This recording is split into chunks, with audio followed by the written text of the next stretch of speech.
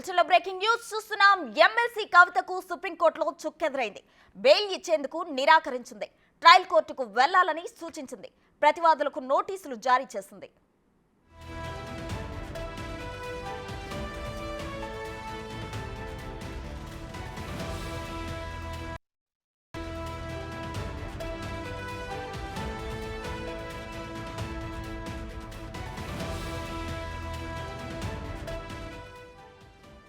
MLC కవితకు సుప్రీంకోర్టులో చుక్కెదురైనట్లు తెలిసింది. ఇక బెయిల్ ఇచ్చేందుకు అయితే సుప్రీంకోర్టు నిరాకరించింది.